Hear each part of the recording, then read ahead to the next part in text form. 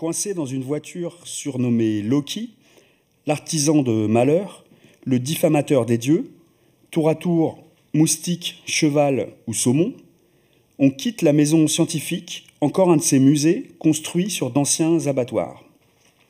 C'est Noël. On habite les brumes du Grand Nord, autrement dit le monde norrois, autrement dit le royaume du Danemark, autrement dit nulle part. L'enfant unique, une petite fille, exige depuis une demi-heure une tétine rouge, mais impossible de retrouver la tétine gore dans la bagnole exiguë qui porte le nom d'un dieu Rotor, déclencheur de l'apocalypse. Cette foutue tétine rouge, et la petite fille hurle « ma tétine, ma tétine » pendant 5 minutes, « ma tétine, ma tétine, ma tétine » sans discontinuer, « ma tétine, ma tétine, ma tétine, ma tétine » et le père se glace. Cette petite fille, la sienne, c'est moins qu'une personne, à peine une chose, ma tétine, une chose qu'il s'agit de faire taire, de neutraliser. Des phrases sortent de l'enclos de ses dents, les dents du père, méchantes, méprisantes, blessantes. Salomé, la mère de cette famille, essaye de temporiser, mais jusqu'au soir, une rancune tenace, rancune tenace, rancune tenace, la colère, trop puissante pour une simple tétine, incrustée comme par un jeu de miroir dans le ventre du père. Le lendemain, sa fille le tire du lit à 6 heures du matin. Et alors qu'à 9, il se rendort pendant qu'elle joue juste à côté, bim, elle lui jette un livre, Les aventures de la petite citrouille, en pleine tronche. Il l'attrape par le col, hésite une seconde et décide de lui faire peur. Il l'attrape par le col et lui hurle dessus. Sa fille a 2 ans et demi, elle a peur, et lui aussi.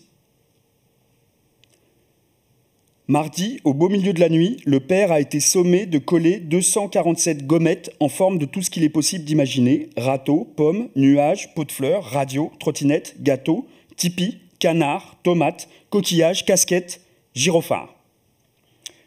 Mercredi, c'est au tour de Salomé, CTS. Elle s'occupe du matin. Jeudi, à 7h08, le père a été réveillé au cri de « debout, patate », hurlé violemment depuis un pyjama couvert de pipi, qui vient s'asseoir sur son visage pour faire semblant de lui lire les aventures de Tchoupi. Le soir, CTS. Samedi, à 9h04, le père surveille une balançoire, un toboggan, puis il imite le son d'un petit train pendant 10 minutes avant de bondir, retirer un morceau de verre de la bouche de son enfant. Dimanche et lundi, CTS. Mardi, de 8h18 à 9h35, il chante d'affilée Le bon roi d'Agobert, La mère Michel, À la pêche aux moules, Sur le pont d'Avignon, Une souris verte, Une poule sur un mur, À la volette, Le crocodile, Au clair de lune, Cadet Roussel, Il court le furet, J'ai du bon tabac. À 8h43, il exige une pause, tente de faire la vaisselle comme diversion, mais sa fille pique une crise et de 8h47 jusqu'à 9h35, il repart pour Nagawika, Nous n'irons plus au bois, Savez-vous planter les choux et Un éléphant se balançait. Mercredi, CTS. Dimanche, point agenda avec Salomé, la femme de sa vie, qu'il retrouve pour embrasser ce moment tendre, léger, doux et délicat de planification de la semaine, de séquençage du quotidien, de questionnement logistique.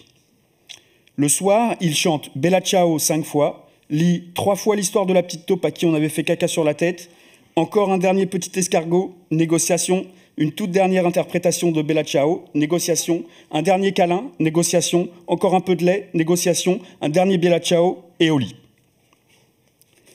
Afin de parfaire la description de l'incessante attaque de ses limites, notons également qu'on lui tire sur les poils de la barbe avec assiduité. On le griffe, lui met les doigts dans le nez, dans la bouche, on essaye de lui arracher la joue. On lui a vomi, pissé, chié dessus, et en ce moment, on a décidé d'épiler un à un les poils de ses oreilles. Oui, le père a du poil aux oreilles. C'est indéniable, cet enfant piétine avec joie le périmètre intime du père. Il a perdu 3 mois, 6 jours, 7 heures, 37 secondes de sommeil, selon un calculateur sur Internet, qui permet aussi de savoir, selon l'âge de votre enfant, combien de couches vous devriez avoir changé. Il a dû en changer 1826, 3652 divisé par 2. Avec Salomé, ils ont aussi performé une quarantaine de scènes épiques, d'épiques scènes de ménage, mal jouées, affreusement aigres et épuisante. Leur lit est devenu le lit des parents, le lit où t'as pas envie d'être un amant, à peine envie de dormir. Depuis plusieurs mois, ils n'arrivent plus à se coucher dans ce maudit lit parental, ils se branlent en cachette sous la douche. L'hiver vient à peine de commencer et en plus de dormir 4 heures par nuit, le paternel attrape un rhume, une gastro-entérite, une bronchite, une autre gastro-entérite et encore un rhume. Il est malade 3 mois de suite, il fume comme un pompier, il tousse comme un tubard. Certains jours, il ne peut plus supporter d'entendre ne serait-ce que la voix d'un enfant. Dans ses plus mauvais moments, soit le père hurle après sa môme, soit il finit prostré, immobile, impuissant, vaincu, désespéré, sur le canapé, à subir diverses épilations. Mais pourquoi je foire comme ça ? Il se demande. Comme première hypothèse, on envisage un vieux compte à régler. Il n'a pas connu son père, même s'il y a bien eu des présences masculines parmi ses proches. Devenir père, ça veut donc dire, pour lui, être présent au max, assumer à mort, être là jusqu'au bout, même et surtout dans les moments les plus ingrats, ces moments cruciaux et primaires où, pense-t-il, l'amour se construit vraiment. Hors de question de reproduire l'absence, de fuir. Alors même qu'aujourd'hui, on rêverait de vivre en sautant dans les trains de marchandises entre Vancouver et Tijuana. Il a bien tenu le coup les 6 premiers mois, la première année même, mais aujourd'hui, le père réunit tous les symptômes objectifs de la dépression. Troubles du sommeil, fatigue extrême, désintérêt pour la quasi-totalité des activités, absence de plaisir lors de ces activités, ralentissement psychomoteur, lenteur générale, sentiment de dévalorisation, difficulté à penser, à se concentrer, difficulté à prendre des décisions, mais surtout, idées noires, noires, noires. En vrai, j'ai juste l'impression d'avoir été passé à tabac, dit le père. Et maintenant, j'ai envie de mourir. Il faut dire qu'avant même d'être jeté à la suite de ses parents dans la rivière de feu de ce monde glacial, cet enfant a fait ressortir de terre ses pires cauchemars. 3 mois avant sa naissance, le père a fait un rêve tragique, grotesque, son futur bébé dans ses mains, du cuir noir, du tulle noir, des murs tendus de velours noir, comme dans un mauvais clip de Mylène Farmer ou une affreuse chanson de Jean-Luc Lahaye. Glauque et sombre comme le parking des anges, un best-of l'obscur des années 80 et l'impression innommable, terrifiante, ou l'idée, ou plutôt l'angoisse, qu'il pourrait lui-même violer son enfant. Ragnarok, the fin du monde. Le voilà en toute splendeur, le retour du père à l'enfance. Ceci expliquant cela, précisons qu'il a subi de menues atteintes sexuelles discontinues entre 9 et 14 ans. Chapitre 14, dans le Gotha des Golgothans. Dans une perspective survivaliste, trouver le sommeil, le père pratique l'exercice numéro 2, respiration libre en portant son attention sur diverses parties du corps. Il continue de voir son psy au village d'à côté, Farilort, 3 fois par semaine maintenant. C'est la première fois qu'il fait ça, sérieusement, une psychanalyse à l'ancienne. Et il poursuit son enquête, la carte du diable, comme si ça pouvait lui faire du bien. Au centre droit, il découvre la fiche Wikipédia de Richard Alan Gardner, l'inventeur du syndrome d'aliénation parentale, SAP. SAP. En 1992, Gardner expose dans True and False Accusation of Child Sex Abuse l'idée que les déviances sexuelles, telles pédophilie, sadisme, viol, nécrophilie, zoophilie et coprophilie, contribuent à la survie de l'espèce humaine, parce qu'elles améliorent le niveau général d'excitation sexuelle dans la société. En ce qui concerne les femmes, il suggère que celles-ci, en raison de leur physiologie et de leur conditionnement, sont des victimes susceptibles d'apprécier les violences subies lors de viols. Ce serait le prix à payer pour être gratifié en retour d'un apport de sperme. Selon lui, les abus sexuels n'auraient pas forcément des conséquences traumatiques pour les enfants concernés. Les effets néfastes dépendraient surtout des attitudes sociales vis-à-vis de la pédophilie. À ses yeux, la violence sexuelle masculine, dans son ensemble, serait bénéfique au point de vue reproductif pour l'humanité, dans une perspective évolutionniste. Richard Gardner a, par ailleurs, soutenu que la pédophilie était un moyen de faire apparaître les pulsions sexuelles chez l'enfant de manière précoce, ce qui serait une pratique positive dans le cadre de la survie de l'espèce humaine, chaque enfant, ou presque, étant susceptible d'éprouver un orgasme dès la naissance. Lorsque Richard Gardner conceptualise le SAP, le syndrome d'aliénation parentale, il est convaincu que les mères ont recours à de fausses accusations d'abus sexuels afin de s'octroyer la garde exclusive de leur enfant. Mais en 1996, la revue de l'American Academy of Child and Adolescent Psychiatry a alerté les professionnels de la santé sur le contenu de son ouvrage, intitulé Protocol for the Sex Abuse Evaluation. Elle souligne qu'il s'agit d'une recette de prêt-à-penser pour conclure que les allégations d'abus sexuels sont fausses sous prétexte d'objectivité. De fait, ce Richard Gardner a souvent été cité comme expert par des avocats de la défense de personnes soupçonnées d'abus sexuels envers les enfants, avec parfois des conséquences dramatiques pour les familles concernées. Il semblerait en effet que ce pseudo-spécialiste a témoigné dans plus de 300 affaires dans 24 États américains, témoignages qu'il facture à la défense plusieurs centaines de dollars de l'heure. Remarquons que le SAP a été développé parallèlement aux grandes paniques morales. Les fantasmes de Satanic Ritual Abuse, SRA. Autrement dit, les paniques sataniques en cours à la même période, dans le même pays. Panique sur lequel surfera le livre Michelle Remembers, classé 2e, juste derrière les protocoles de Sage de Sion, en termes de toxicité, par Wu Ming 1 dans son excellent détricotage de fantasmes de complot, Q comme complot, consacré au délire QAnon, entre autres. À cette époque, les années 80, aux États-Unis, c'est la fête aux cauchemars conspiratifs. On trouve aussi une vaste épidémie de faux souvenirs induits, de fantasmes d'abus rituels sataniques, qui entraînent une frénésie de signalements et de condamnations injustes auxquelles le syndrome d'aliénation parentale de notre sale petit Gardner semble venir répondre de manière tout aussi délirante, mais renversée. On peut dire, sans trop trembler, que dans le coin gauche, short noir, un masculinisme dégueulasse affronte dans le coin droit, short bleu, une panique morale abjecte. Le grand regret que l'on puisse avoir, c'est qu'ils ne se soient jamais détruits l'un l'autre dans une grande explosion acide et multicolore. Le problème avec ce genre de saloperie étant qu'elle s'accroche à la peau du monde comme la teigne sur un chien galeux. Le SAP est encore aujourd'hui utilisé quotidiennement par les services sociaux de notre Grand Nord à nous pour accuser une mère de manipuler son enfant.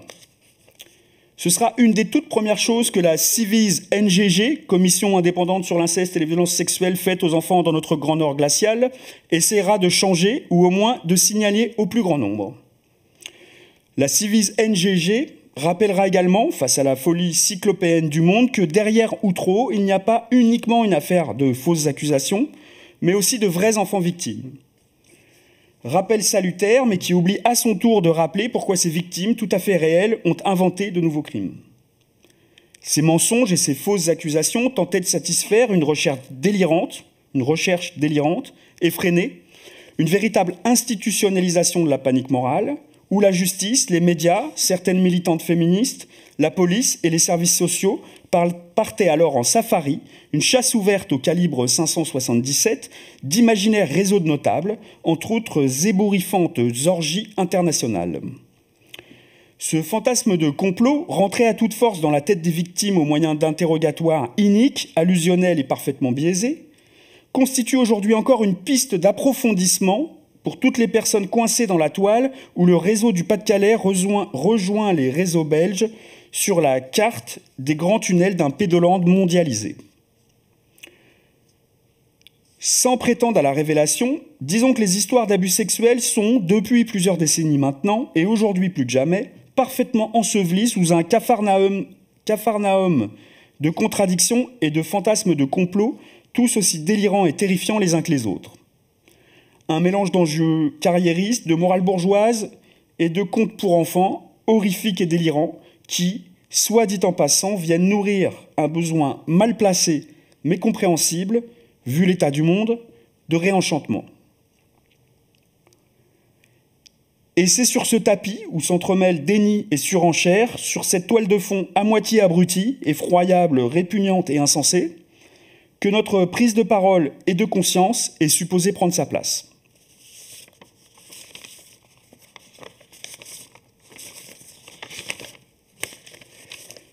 Chapitre 17, exercice numéro 3. On commencera allongé. Inutile d'avoir peur. Il ne peut rien vous arriver. Si vous deviez perdre connaissance, votre corps se mettrait à respirer de lui-même.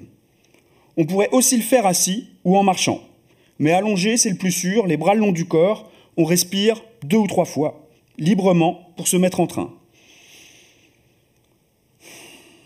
À la fin d'une expiration normale, sans tension, on se met en apnée, on tient. Au bout de quelques secondes, le père a le ventre qui se met à gondoler, comme des vagues, ou une crise de panique, ou les vagues d'une crise de panique. On laisse passer quelques vagues de plus en plus vives, jusqu'au point où ça devient vraiment trop difficile et on expire comme si on crachait. C'est important de sortir de cette apnée par une franche expiration d'après le colonel. C'est important pour prendre l'habitude d'expirer dans les moments difficiles quand on prend une droite, par exemple. Tout de suite, après cette courte expiration, pour récupérer, on se met à respirer de manière explosive. C'est la version russe de la respiration de feu, c'est-à-dire une suite de brèves expirations avec la bouche. C'est malaisé à décrire. D'abord, il faut se concentrer sur son expiration. L'inspiration se fera toute seule par le nez. Ensuite, souffler comme une locomotive lancée à pleine vitesse. Contrairement à la respiration de feu des yogis, ici on ne respire pas avec le ventre, mais avec la poitrine. C'est une respiration haute.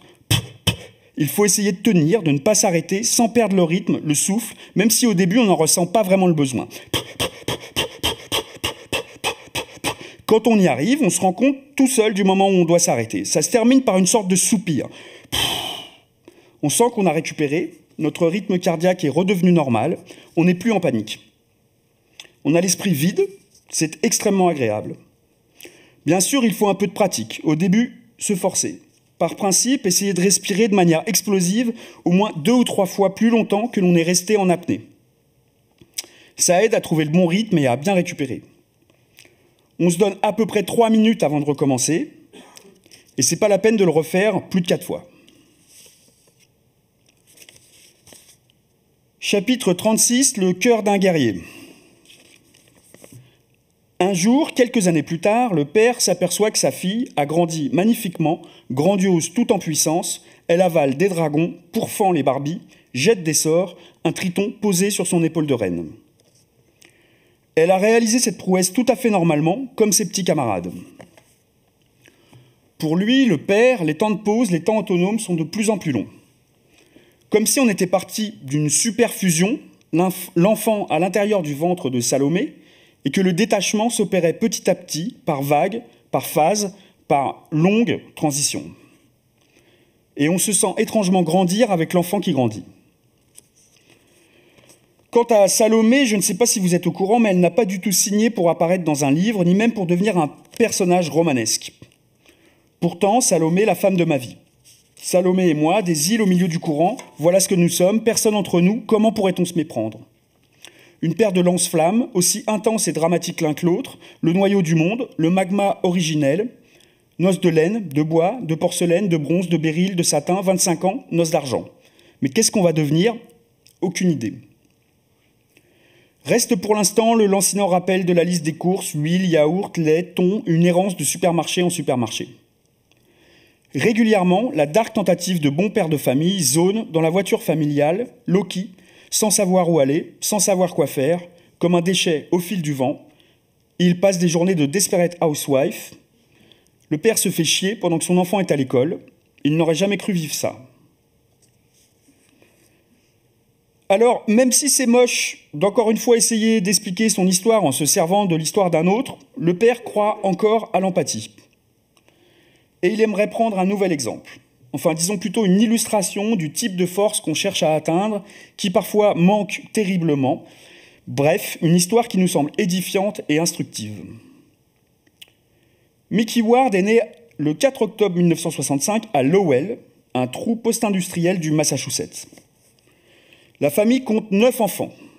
Son frère, Dickie, lui aussi boxeur, très vaguement célèbre pour un combat contre Sugar Ray Leonard. Et toute la famille plutôt déglinguée de Mickey et de Dickie vit pour la boxe. Sa mère tient lieu de manager, son père d'entraîneur et son oncle de soigneur. Avant d'être boxeur, Mickey était un enfant chétif et timide. Il doit avoir 9 ans quand il rencontre pour la première fois celui que l'on surnomme Hammer. C'est un ami de son frère Dicky, compagnon de biture, devenu rapidement un ami de la famille, un genre d'allié auquel on fait assez confiance pour lui confier le petit Mickey. Pendant plusieurs années, Hammer, petit Italien portant la musculature crispée d'un jockey, une cicatrice dentelée courant de son oreille gauche jusqu'à sa clavicule, un assortiment de tatouages comme projetés autour de son cou, élément qui lui donne l'air plus dur que ce qu'il n'est, Hammer va profiter d'être seul avec Mickey pour abuser de lui. Mickey, lui, ne dira rien pendant presque 40 ans. Il n'aura pas de violence telle qu'on se les imagine. À aucun moment, Hammer ne forcera Mickey à faire quoi que ce soit. Simplement, il va le manipuler en profitant de son ascendant d'adulte pour inviter Mickey à lui montrer des parties de son corps. Et il laissera Mickey seul avec ça pour le restant de ses jours.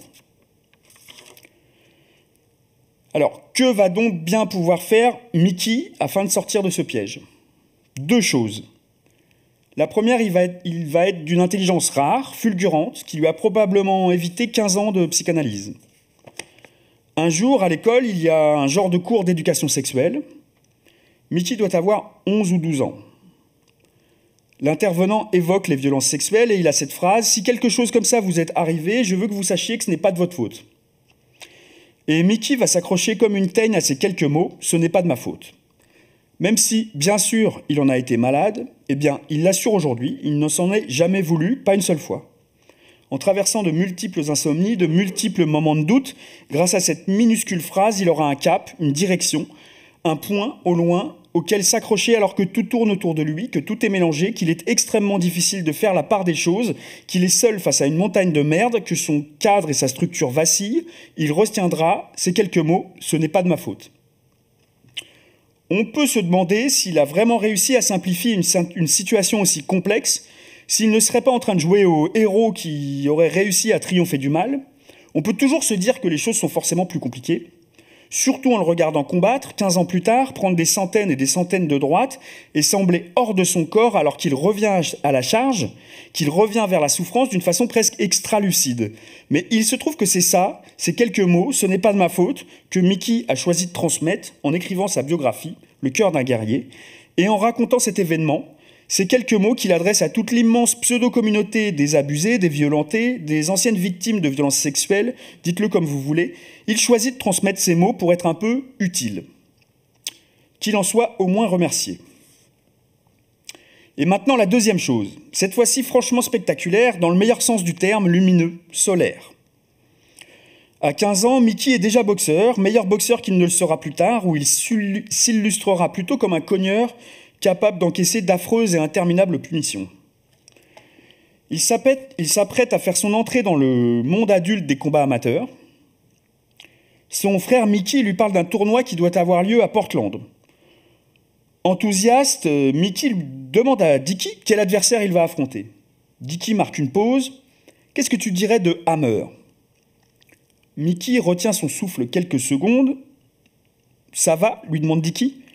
Ouais, répond Mickey. Dicky regarde son frère durement comme s'il le sentait mal. Non mais tu veux le faire ce combat, oui ou merde ? Mickey hoche la tête. Ouais, t'inquiète, je vais le défoncer.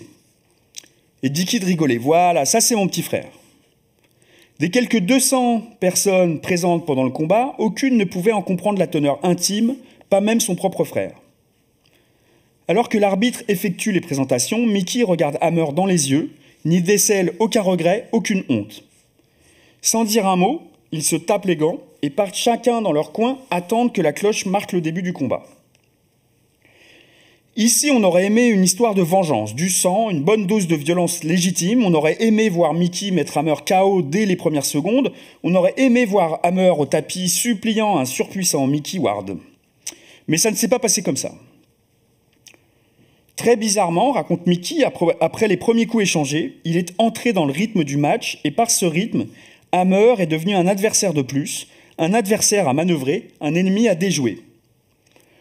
En anglais, quand on boxe plutôt de loin, à l'extérieur, ils disent « outbox », ce qui pourrait se traduire littéralement par « déboxer », un adversaire, l'éteindre, en prenant le moins de coups possible, rentrer et sortir, toucher sans se faire toucher, méthode qui, j'imagine, demande d'être extrêmement calme, posé, réfléchi, concentré et intelligent, en pleine action. Bref, le combat n'aura pas été exceptionnel. Mickey garde son calme et il se sert de sa technique, de ce qu'il a appris au Bull Eyes Boxing Club, au South End Gym, au West End Gym et au Billerica Boys Club. Il boxe patiemment, méthodiquement, in and out the bank, détruisant Hammer petit à petit, avec rigueur et austérité, force et prudence, et à la fin, c'est la main de Mickey qu'on lève. Et tout ce petit monde rentre à Lowell, Massachusetts, avec Mickey pour seul témoin de son propre exploit. Le soir, seul dans son lit, à quoi donc a-t-il pu penser ce Mickey Ward de 15 ans ? Dans son livre, Mickey Ward ne développe pas, il souligne juste la chance d'avoir pu bénéficier d'une forme de closure, un cadeau du destin si l'on veut, une incroyable opportunité de pouvoir clore le dossier, tourner la page, le truc dont rêveraient toutes les victimes de violences sexuelles, en tout cas une confrontation que beaucoup n'auront jamais la chance de pouvoir effleurer. À 15 ans, Mickey a eu la chance de vivre ça, et voilà, c'est comme ça. Ce moment satisfaisant, la dark tentative de bon père de famille, le garde tout au fond de sa poche comme un talisman. Difficile de dire un grand moment de bonheur, mais disons un moment solide, constructif. Un moment, justement, c'est-à-dire une solution, c'est-à-dire pas une solution définitive, terminale, disons plutôt le genre d'éclat que l'on peut parfois atteindre, ce à quoi il faudra ensuite s'accrocher, et dont la fragilité même augmente la grandeur et la force. La vie ne vaut rien, mais rien ne vaut la vie, c'est ce que nous disent Achille et Ulysse presque tous les 3 vers. La vie ne tient qu'à un fil, alors profitons-en pour faire ce qu'on a à faire, lui donner un sens, en un mot, faire face aux saloperies. Tant qu'à être mangé, mange, tu vas prendre des coups, tu vas peut-être en mourir, c'est le feu. Et voilà.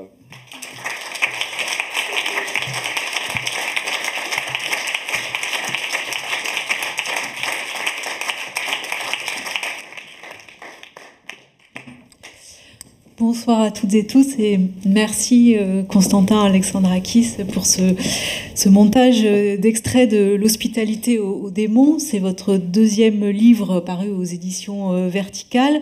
7 ans après 2 fois né, 7 ans, 8 ans ? C'est ça, 7 ans, je crois. Voilà. Alors, quelques mots pour celles et ceux qui n'avaient pas lu ce premier livre, parce qu'il y a vraiment des liens entre les deux. C'était une odyssée en Grèce sur les traces d'un père inconnu. Il était déjà question dans ce premier texte, même si ça n'en était pas le cœur, de ces violences sexuelles, agressions sexuelles subies par le narrateur alors qu'il était enfant et adolescent, entre 9 et 14 ans.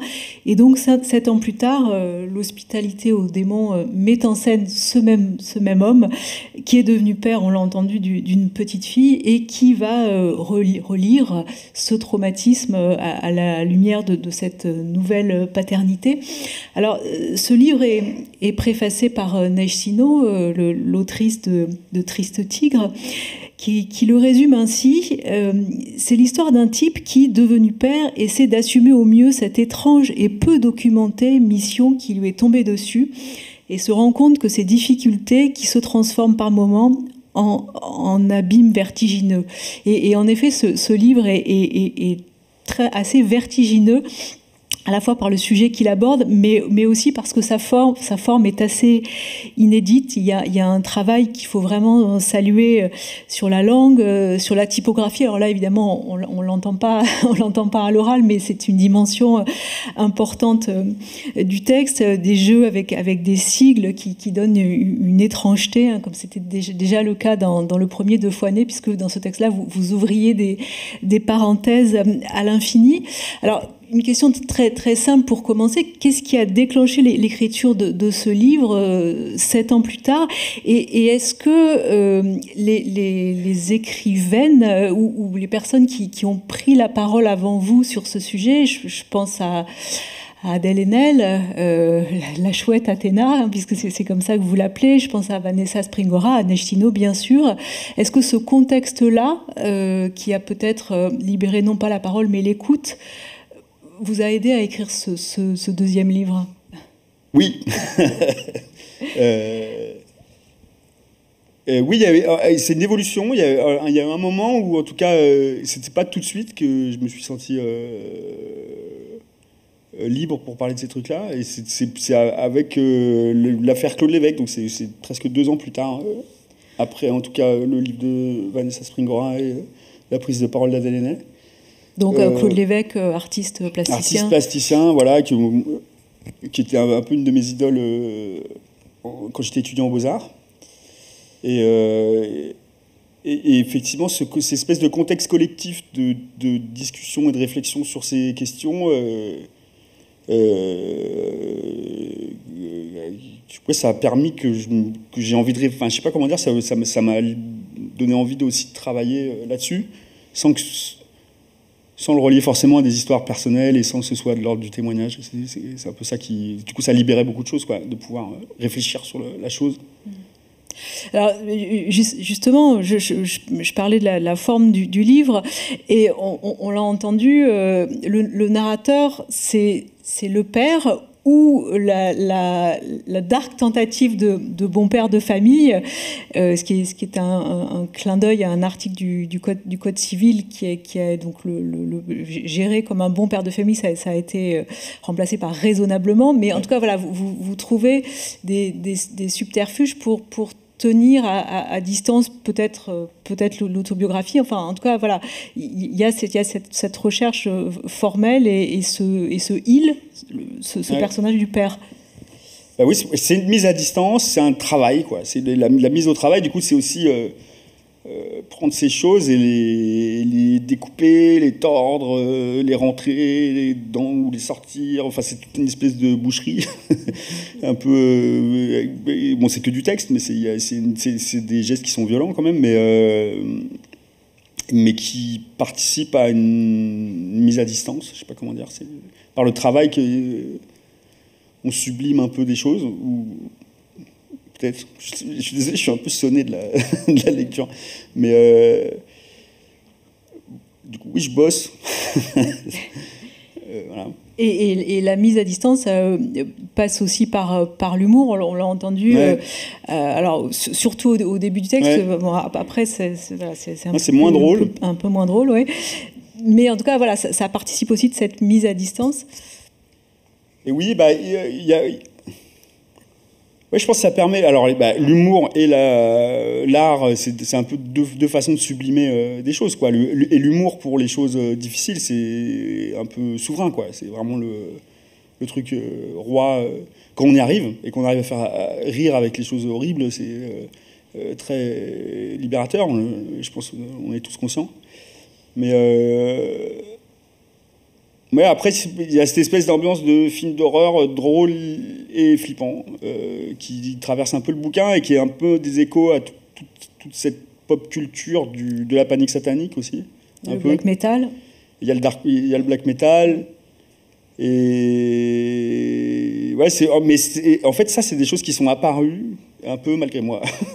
Il y a tellement ça dans notre culture que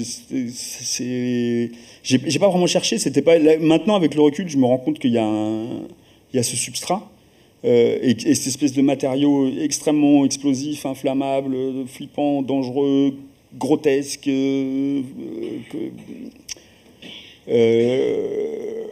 qu'on n'oserait pas trop, on n'aurait pas trop envie d'y aller. Et enfin, c'est venu comme ça, quoi. C'est-à-dire que c'était... Il y a aussi le petit ton bravache dont parle Nechino qui m'a bien aidé à des moments. C'est différentes formes pour aborder un problème, quoi. C'est essayer d'aborder le problème avec différents outils, différentes formes, et voir ça marche, ça marche pas. Voilà. Différents outils qui sont par exemple ceux de la mythologie. Alors la mythologie était déjà hyper présente dans Deux fois né. Donc là vous revenez sur la métisse, la ruse, la sagesse d'Ulysse. Mais il y a aussi un pas vers les mythologies nordiques, puisque le père vit au Danemark. Alors les mythologies, j'ai pas trouvé autant de plaisir à découvrir les mythologies nordiques que, je sais pas, pour faire du pseudo-nationalisme, mais les mythologies nordiques, c'est quand même que des vengeances horribles et une succession à tort et tout. Moi, c'est vrai qu'il y a un truc un petit peu limité. Il y a quand même Loki. Donc qui est une puissance de ruse équivalente à la métisse. Enfin, il y a toujours dans toutes les mythologies, il y a des personnages comme ça, de décepteurs, de rusés. Mais Ouais. Après, c'est des échos, c'est pour construire un petit peu cette espèce de décor de carton-pâte de Danemark, de films d'horreur cheap un peu aussi. Qui, voilà, ça me sert, parce qu'au Danemark, quoi, on écoute du black metal et puis on kiffe Thor, quoi. C'est assez simple. Voilà. Parce qu'à un moment, c'est un petit peu essentialiste, mais parce qu'à un moment, c'est tellement, en effet, oui, ce décor de carton-pâte qu'on se demande si au fond ce Danemark existe vraiment ou si c'est juste une métaphore de quelque chose. Bah, j'espère bien que vous le demandez. Bah oui, c'est oui, le décor, je sais pas comment dire, j'ai absolument pas cherché à essayer de faire un truc à chercher la véracité j'ai jamais été au Danemark. Si, il y a un moment, il y a un vrai supermarché danois. On erre dans un supermarché, c'est une vraie marque de supermarché danois Fotex, que personne connaît ici. Voilà, c'est à peu près. J'ai regardé quand même, c'est quoi les supermarchés au Danemark. Mais c'est vite fait, jeté, et puis un peu. Moi, je tiens. Enfin, ça va dans cet esprit de film d'horreur cheap, quoi. Voilà, et de limite série B, ou l'exorciste, qui sont des espèces de machines à complot et à fantasmes aussi. Du coup, c'est assez lié. Il y a le bouquin de Wooming là qui exprime vraiment très bien toute cette espèce de substrat culturel dans le délire pédosataniste, tout ça. Donc mais tout ça, c'est en cherchant que petit à petit tombé dessus et que ça s'est construit au fur et à mesure. Donc c'est à la fois drôle et en même temps parfaitement terrifiant. Et très sérieux aussi. Enfin, c'est-à-dire que c'est aussi des ennemis c'est très sérieux, d'autant plus qu'ils viennent de prendre le pouvoir là, aux États-Unis. Voilà. Et puis pour en terminer avec toute cette mythologie, il y a le travail sur la typographie dont je parlais tout à l'heure, qui donne à votre texte des allures de messages cryptés parfois. Ouais. C'est les caractères spéciaux. Donc quand on utilise Word, on a les caractères spéciaux où il y a les alphabets latins. Dans mon premier livre, il y avait l'alphabet, il y avait la langue grecque qui apparaissait aussi, qui est comme ça une langue étrangère. Et du coup, c'est un peu le même principe. C'est une langue étrangère qui surgit ou qui apparaît. Mais après, c'est des torsions, c'est le langage aussi qui s'autodétruit. C'est le. Je sais pas pourquoi je pense aussi à des trucs genre du tatouage. C'est-à-dire que ça devient un peu décoratif. Et c'est une manière de manifester l'étrangeté, l'étranger, le démon. Voilà, ça marche bien, c'est très simple. Mais enfin, après, moi, je me suis aperçu plus tard qu'il y avait des logiciels qui pouvaient le faire, mais moi, je l'ai fait à la main. J'ai cherché dans les caractères spéciaux à chaque fois pour les dessiner. Et voilà, c'est ça, c'est l'étrangeté. Il y a eu ces dernières années, on en a parlé, plusieurs livres, et c'est tant mieux sur cette question des violences sexuelles. Mais cet angle-là que vous abordez de la paternité et de ce qu'on appelle les phobies d'impulsion, pour employer un mot savant, est assez peu travaillé, assez peu abordé. Non, alors on dit aussi pensée intrusive. Et idée, il y a un autre mot encore. Parce que c'est compliqué, parce que par exemple, phobie d'impulsion, on entend aussi pulsion, et du coup, ça fait tout de suite une confusion très flippante sur ce que ça peut être. Mais pour expliquer un peu clairement ce que c'est un truc qui relève des troubles obsessionnels compulsifs, et donc des TOC, qui, du coup, c'est des pensées intrusives, ça se dit bien le truc, c'est qu'on maîtrise pas, et qui manifeste le pire, nos peurs, en fait. Typiquement, on va avoir peur d'écraser quelqu'un en voiture, et si on est très flippé de conduire, et du coup, on va penser à ça, et ça va revenir pour conjurer un peu le pire. Et donc, c'est une manière de faire venir la peur à la surface, pour que surtout, ça n'arrive pas. C'est un processus un peu bizarre, mais qui est très répandu, avec différentes intensités. C'est une manière de savoir s'il y a un gros problème. C'est en gros la question combien de temps ça vous prend par jour, quoi. Si y a un moment où c'est pendant toute la journée, tout ça, il y a des gros problèmes. Après, ça nous arrive à tous d'avoir des pensées bizarres, et surtout par exemple avec un petit enfant, typiquement, un nourrisson, qui est en train, pas forcément un nourrisson, même un enfant de 1 an ou 2, ça bouge dans tous les sens, c'est tout le temps en train de risquer sa vie, entre guillemets, et du coup, on anticipe le danger. Et avec la fatigue et le fait d'être tout le temps attentif à ce qu'il n'y ait pas de merde, et ben, on peut se mettre à avoir le cerveau qui continue à travailler alors que ça va. Oui, je ne sais pas si je suis clair. Oui. Voilà, c'est ça. Et effectivement, c'est un truc un peu assez mal, à la fois méconnu, à la fois très banal. Donc, voilà. Mais dans le cas du père, votre narrateur, c'est quelque chose qui arrive de manière extrêmement soudaine, enfin, qu'il n'a pas anticipé, parce que au fond, quand on a lu le premier livre, on se dit voilà, il n'y a pas eu de déni sur cette question sur cette histoire de violence sexuelle. Il le sait, il vit avec, et soudain il est rattrapé de manière hyper violente par quelque chose au moment de la naissance de sa fille. Ouais, parce que le texte que je lisais là, il y a ce rêve où avant que l'enfant apparaisse, il y a un rêve de violer un enfant, ce qui est un drôle de rêve, qui est de l'ordre de ces pensées intrusives, mais là en rêve en plus, du coup c'est encore un autre level. Et bah oui, je sais pas comment ça se fait. C'est des peurs, quoi. Du coup, on peut faire beaucoup de travail, après il faut encore faire du travail. Voilà.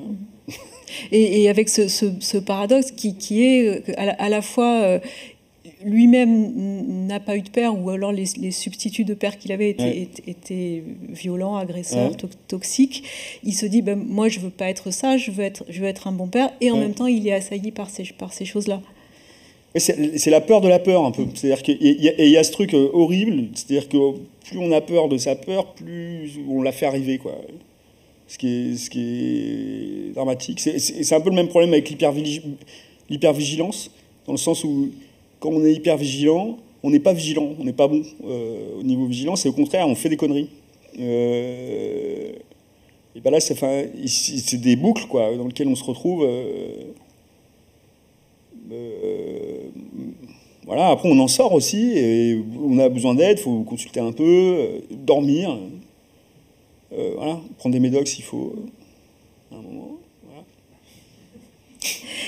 Il y a évidemment énormément de niveaux dans ce texte, mais si on en sort deux, je dirais qu'il y a un niveau intime et puis un niveau plus collectif, puisque à un moment le père va avoir besoin de tout lire sur le sujet et de faire ce qu'il appelle cette carte du diable, et au fond de trouver des alliés.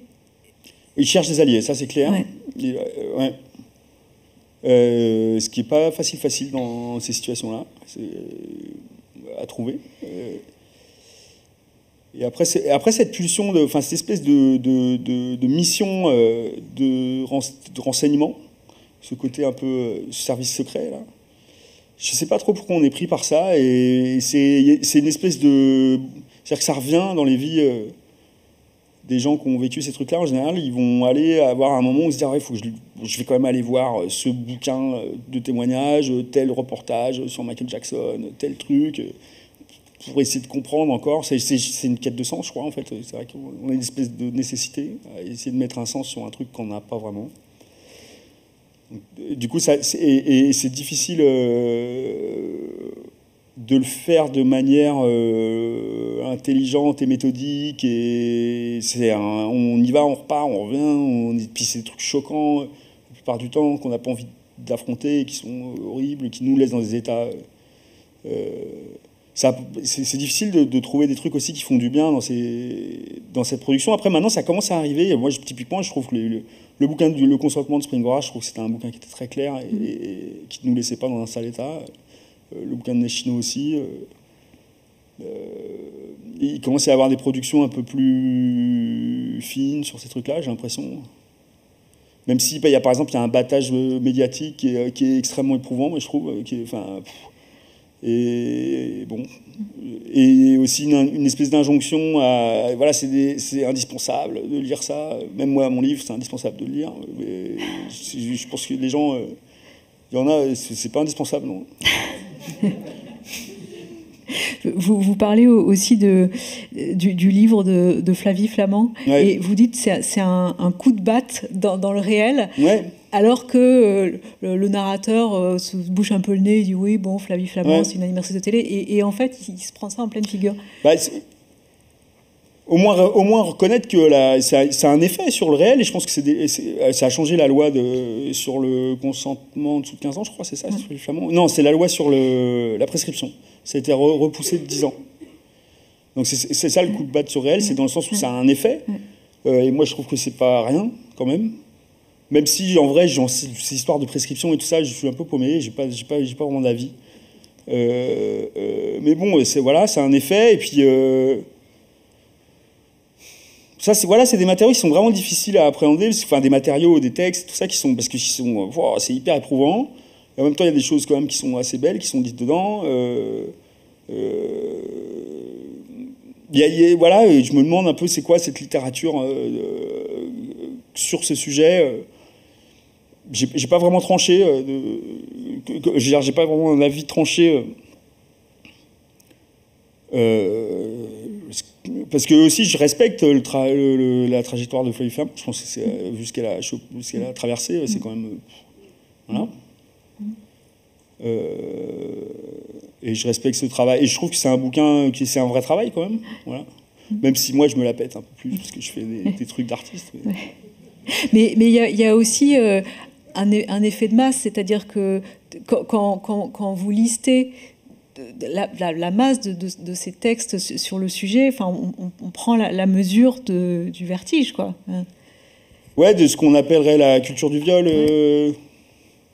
Ouais. Après, on en discutait. Il y a cet effet, effectivement. Moi, là, on a tous traversé ça, de relecture, de choses qu'on a beaucoup aimé et qu'on aime peut-être encore. Je sais pas, de Tournier, Le Roi des Zones.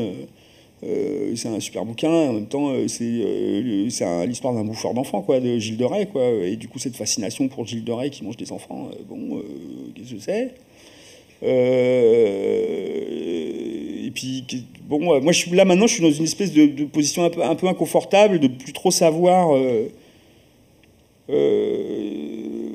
c'est-à-dire que j'ai eu un moment de rejet assez fort et d'essayer de chasse aux pédos, disons, où je voulais affronter un peu toutes ces années de complaisance. Et aujourd'hui,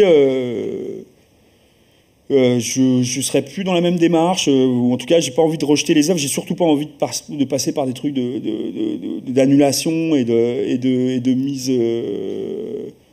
Surtout, en fait, il y a une espèce de paradoxe aussi que je n'arrive pas à comprendre, c'est que moi, ce que je veux, c'est qu'on relise ces œuvres et qu'on en discute et qu'on continue à en parler, et même qu'on soit capable de les lire, et du coup, de les mettre dans les enfers ou de les faire disparaître, ça me paraît complètement contradictoire. Et même avec les textes de Maznev et tout ça, quoi. Pour moi, c'est des trucs qui devraient être encore disponibles, même si, bon... typiquement, qu'il y ait des gens qui s'en servent pour s'exciter, de toute façon, ils vont les trouver. Hein, donc, voilà. Vous prenez aussi l'exemple de Lolita de Nabokov, alors exemple que prend aussi Neige Sino dans son livre Triste Tigre. C'est intéressant de relire Lolita avec nos yeux d'aujourd'hui et de voir l'immensité du malentendu qu'il y a eu autour de ce texte. Ouais, maintenant c'est un acquis un peu. Enfin, on voit le malentendu maintenant. En tout cas, on n'est plus du tout comme il y a 6-7 ans où c'était... encore une Lolita, tout le monde a compris l'ambiguïté la folie de penser que cette petite fille de 12 ans est responsable de tout ce qui lui arrive, quoi. Je pense qu'il y a eu un retour, là, on a beaucoup bossé là-dessus, donc ça, on a quand même vachement avancé. Il y a eu les extraits de Nabokov chez Pivot qui sont ressortis, où on a vu qu'en fait le type n'était pas du tout en train de faire un livre pro-pédophile, entre guillemets. Et puis quand on lit le bouquin, c'est hyper clair. Par contre, voilà, il y a eu cette espèce de délire des couvertures de Lolita, par exemple, où on a mis des femmes, jusqu'à mettre des femmes voluptueuses de 25 ans en couverture. Et bon... et à vendre ce bouquin comme un livre de cul, quoi. Ce qui est... Bon, ça, j'ai l'impression qu'en tout cas, Bon, je pense que ça existe encore, en fait, cette interprétation, c'est pas... Mais on a quand même bien avancé là-dessus. Voilà. C'est plus un scoop, quoi. C'est con, mais voilà. Et à un moment, vous avez, alors là aussi, vous évoluez en cours de route. À un moment, vous trouvez du réconfort dans les textes de la féministe radicale Andrea Dworkin. J'ai trouvé du réconfort avec beaucoup de malheur aussi, hein, mais oui, il y a eu un moment où je trouvais une espèce de truc de rassurant, parce qu'il y a un côté très viril, très violent, très au combat, très clair, de dichotomie. Voilà, il y a les agresseurs, il y a les victimes, il y a les méchants, il y a les gentils. On fonce et on dégomme tout le monde. Très moral, qui rassure un peu, auquel ça faisait du bien un peu de s'accrocher à ça, parce que Andrea Dworkin, concrètement, c'est quelqu'un qui, dans une soirée de hipster des années 70, affronte Ginsberg, quoi. Et Ginsberg, qui est notoirement, en tout cas, qui a été membre de la NAMBLA, donc une asso pédophile américaine. Mais elle l'affronte en lui disant qu'elle a envie de le tuer, quoi. Enfin, qu'elle voudrait qu'il meure, mais qu'il veut même pas le mettre en prison. Et du coup, elle a ce côté comme ça très viril pour lequel je peux avoir un peu de sympathie. Et jusqu'au moment où c'est un aveuglement aussi, parce que cette sympathie aussi, déjà il y a un truc, c'est que concrètement, il y a aussi une lecture pour Dworkin, c'est un peu les hommes qui sont responsables. Il faut un peu détruire la masculinité. Et du coup, il y a un moment en fait, où, sans me rendre compte, je me dirigeais tout doucement vers le suicide, quoi, ce qui n'était pas... voilà. Et aussi un regard sur la sexualité hétérosexuelle qui est uniquement du viol, quoi. Et c'est d'une toxicité rare pour quand on est hétéro. Il y a un truc qui n'est pas du tout...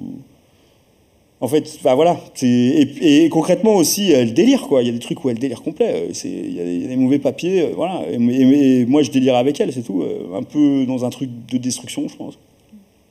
Voilà. Oui, parce que, enfin, un moment, le père, quand il est vraiment au fond de la noirceur, la question c'est vers qui je peux me tourner. Donc il y a le sport, il y a la psychanalyse, il y a on zone un peu sur Internet et on tombe parfois sur des copains de la Manif pour tous. Enfin, en fait, il est hyper vulnérable, quoi. Enfin. Ouais. Ouais, chercher des alliés là, c'est pas. Ouais. Après le sport, la psychanalyse, ça va, c'est bien. Ouais. Internet moins. Internet beaucoup moins. Ouais. Ouais, Internet beaucoup moins. Ouais. Et puis effectivement, il y a des. Comment on appelle ça? C'est-à-dire qu'il y a plein de faux amis, des gens qui peuvent rencontrer votre colère, votre haine, votre envie de justice, mais on n'est pas des amis concrètement. Et c'est difficile de faire le tri. Surtout, ouais, c'est dans cette question de pédophile, tout ça, il y a un truc comme ça où on perd vite notre jugement et notre sens commun et la capacité de discernement. Et du coup, on va se retrouver avec des alliés qu'on n'a pas envie d'avoir, en fait. Mais voilà, un peu. Et où moi, le pire moment du narrateur, le moment où vraiment il pète un câble, c'est qu'il tombe sur une fausse victime de Marc Dutroux qui fait des vidéos sur YouTube hyper bien faites et qui sont un hameçon pour t'emmener vers Quanon, quoi. Et du coup, c'est des trucs... voilà. Mais on a l'impression que vous soulevez un couvercle et que en fait tout ce qui va sortir, ça sera jamais circonscrit, quoi. Enfin, non, peut-être qu'il y en a d'autres il y a d'autres bouquins qui doivent être écrits là-dessus. J'espère. Enfin, moi, effectivement, j'ai pas réussi à circonscrire. Enfin, en tout cas, c'est très vaste. Ouais, j'ai pas réussi. Je sais pas si ça, du coup, c'est possible peut-être. Et puis il y a cette chose. Très à la fois très perturbante dans le livre, c'est que votre narrateur est au fond de la noirceur, et puis en même temps il faut bien continuer à assurer le quotidien. Ouais. Et il y a toujours ces allers-retours là. Bah ça, c'était une très très mauvaise idée d'essayer d'enquêter sur la pédophilie en éduquant un enfant. Faut pas faire ça. Après, on fait ce qu'on peut. On fait ce qu'on peut. Hein, oui. Donc, ça n'a pas duré non plus hyper longtemps, mais ouais, Et peut-être d'ailleurs que cette enquête, elle n'a pas aidé du tout aux histoires de pensée intrusive et à être confiant. Je sais pas, en plus, quand on est père d'une fille, c'est une lourde. Enfin, c'est pas une lourde responsabilité en vrai, mais bon, on peut vite se monter la tête en se disant qu'il faut la protéger de tout. Bon, après, on est quand même dans un monde vraiment flippant pour les jeunes filles, je trouve. Enfin, voilà, mais c'est. Donc, bon, je sais pas, faut rester calme, faire du sport.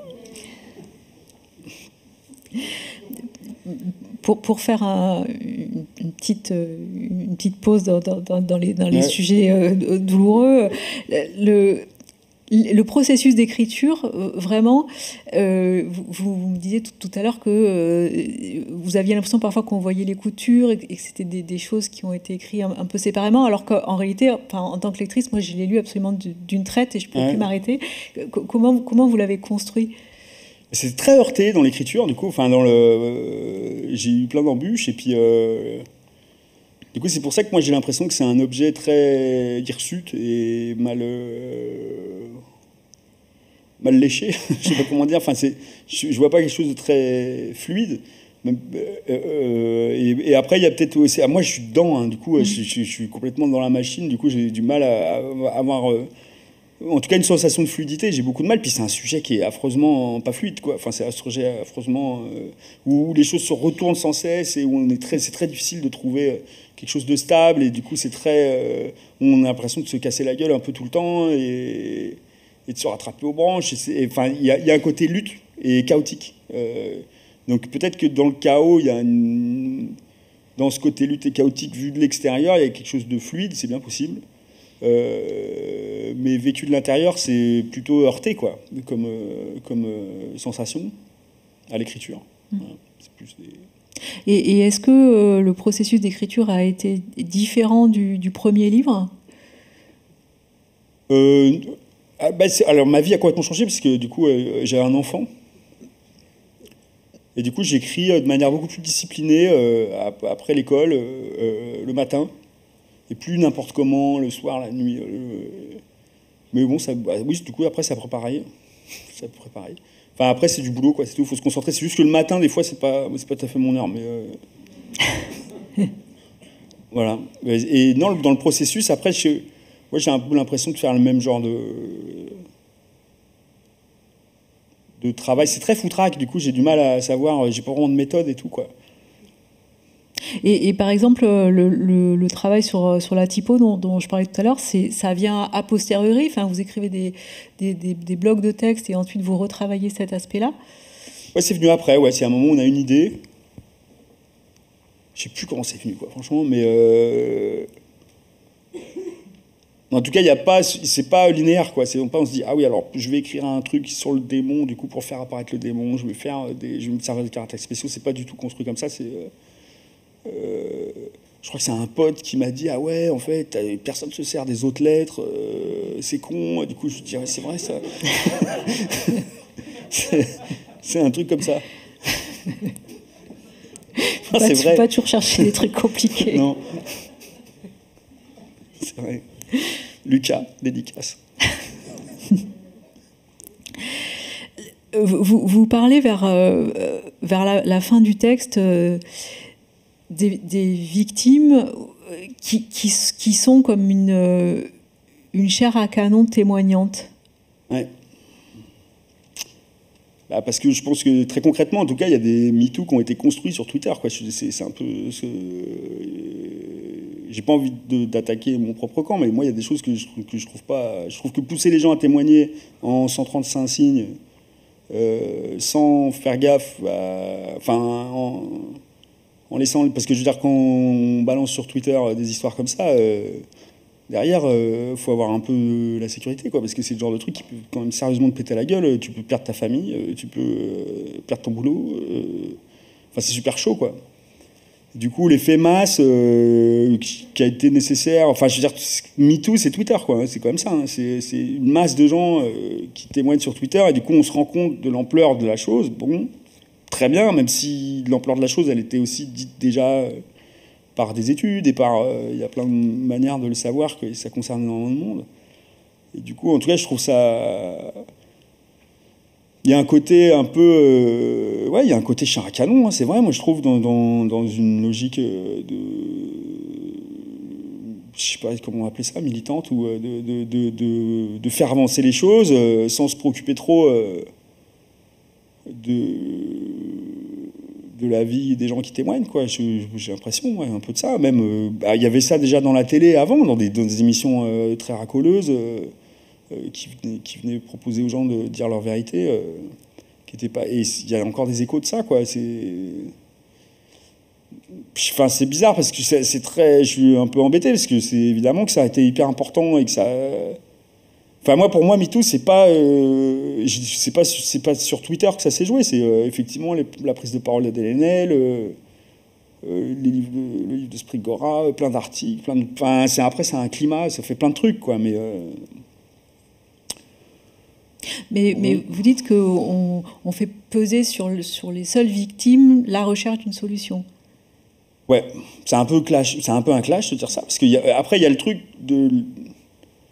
Il y a l'idée qu'il y aura une espèce d'expertise des premiers concernés, qui n'est pas complètement fausse, comme idée, mais qui est aussi un biais, quoi. Ça ne peut pas être que les premiers concernés qui s'occupent de ces histoires-là. Et il y a même un truc où les premiers concernés, c'est un peu ceux qui vont peut-être pas être les plus lucides, quoi, pour affronter ces trucs-là. Et moi, typiquement, j'aimerais bien qu'il y ait des sciences sociales et d'autres gens qui s'occupent de ces affaires en se servant des différents outils, de la littérature jusqu'aux sciences, et qui ne soient pas forcément premiers concernés, parce que déjà c'est lourd, c'est un travail de fou, les gens font ça en plus de leur boulot, quoi. Ou de la discussion et tout ça. Après, c'est compliqué, parce qu'évidemment qu'il y a plein de choses qui ont été défrichées par ces prises de parole depuis celle d'Eva Thomas en 1984. Mais peut-être que là, on arrive un peu à un moment où il peut y avoir d'autres gens qui rentrent dans la danse, genre des hétéros. Et dans l'extrait que vous avez lu tout à l'heure, vous parlez de la Civise, Ouais. dans la Civise dans notre Civise grand NGG. dans notre grand nord glacial. Ouais. Là aussi, c'est pas complètement satisfaisant. Non, oui, cette histoire il y a eu une grande enquête. La Civise, ils ont fait le tour de France, pour rappeler. Ils ont fait le tour de France en faisant un appel au témoignage. Du coup, ils ont récolté énormément de témoins, je crois 30 000, beaucoup, beaucoup de monde. Ce qui a permis de déterminer des chiffres et de faire un rapport qui est quand même plutôt bien fait. Voilà, mais c'est quand même vraiment juste un début, quoi. Je sais pas, il faut que ça continue. Et le truc, c'est que ça a été étouffé. Enfin, en tout cas, où on est la Civise, je crois que ça continue, je crois. Est-ce qu'ils ont encore des financements et tout ça, je sais pas. Ou est-ce qu'ils en sont en vrai, je sais pas. J'aimerais bien savoir. Il y a eu cette espèce de truc très surprenant d'un coup. Le juge Durand qui est dégagé. Après, moi, j'étais pas très à l'aise avec le juge Durand, mais bon, c'est pas... Voilà, et c'est des trucs... Ouais, toute cette partie-là, je sais jamais trop comment me mettre là-dedans, parce que moi, je suis quand même écrivain, et puis je fais ça... j'ai pas l'intention de devenir militant de ces trucs, même si j'ai un peu un regard là-dessus, et puis, bon, je formule des critiques, et... Typiquement, la Civise, bon, ça s'appuie sur la parole des premiers concernés pour... faire des chiffres, c'est pas une mauvaise démarche, mais maintenant il faut continuer. Enfin, il y a un truc Je crois que l'étape d'après, après Je te crois, c'était On te protège. Et je crois que là, On te protège, il n'y a plus. Non, ils ont arrêté. Qu'est-ce qui, alors là, même si vous n'êtes pas spécialiste, qu'est-ce qu'il faudrait, selon vous, modifier dans la loi? Parce que, alors là, moi, j'ai pas il est question d'une même la loi loi sur le consentement. Ouais, alors là, je comprends rien. Je suis désolé, je suis complètement perdu.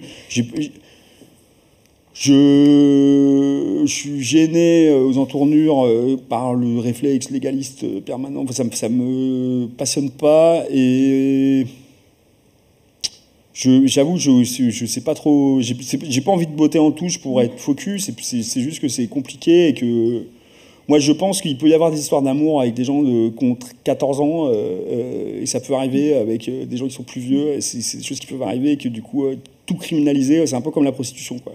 C'est-à-dire que si l'idée c'est de rendre la vie plus dure aux gens, j'ai du mal à comprendre. Après, ça peut être super compliqué. Peut-être discuter et essayer d'aider les gens, ça me paraît plus simple. Et la loi, je sais pas si elle fait vraiment ça. J'ai l'impression que pour aider les gens, ils les foutent dans la merde. C'est un grand classique. On leur tape dessus pour les aider. Enfin, on connaît. Donc, moi, en tout cas, c'est pas ma démarche. C'est pas là que j'ai envie de mettre mon énergie. Surtout même sur les trucs qui m'intéressent maintenant, moi, c'est plus les trucs genre de justice réparatrice, qui sont une fois que enfin, quand il y a crime, quand il y a vraiment quelque chose, un peu après, quoi. Comment on travaille le soin, la réparation et tout ça. Je suis plus intéressé par ça que...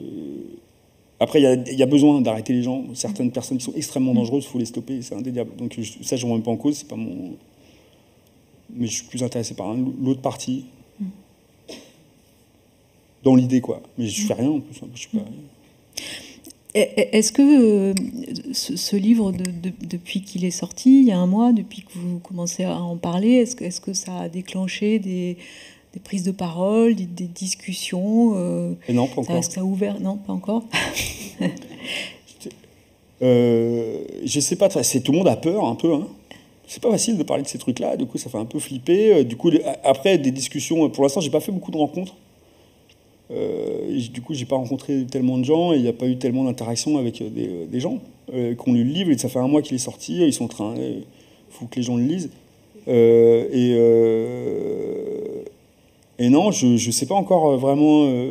Moi, j'ai des interactions, si, avec des gens, des amis, des gens qui le lisent, ou je rencontre un peu des gens, là, je commence à... Mais il y a vachement d'ouverture d'esprit, vachement de gens qui ont envie de discuter, d'aller loin,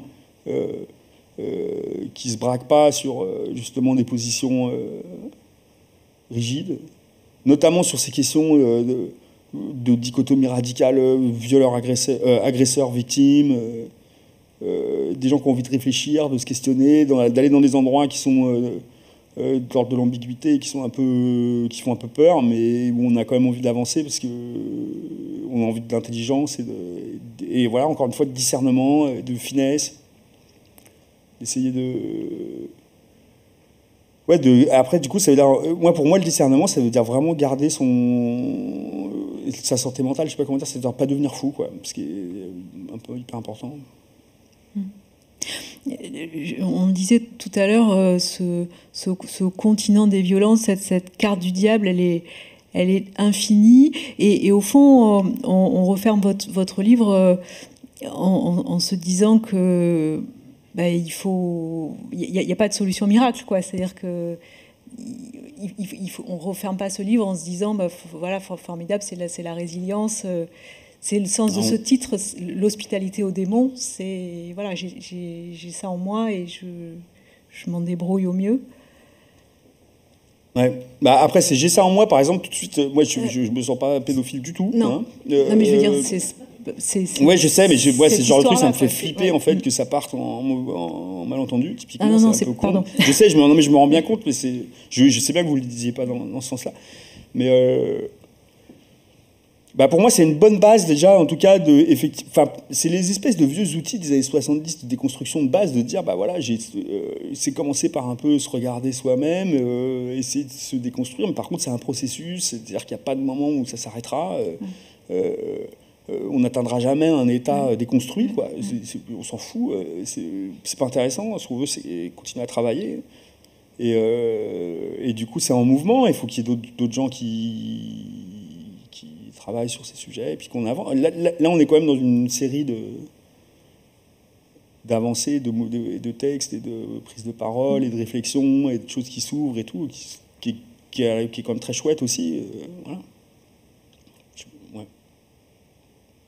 Merci. Merci à vous. Je rappelle que ce livre est publié aux éditions Verticales et il est en vente dans le hall de la Maison de la Poésie. Merci à toutes et tous. Merci.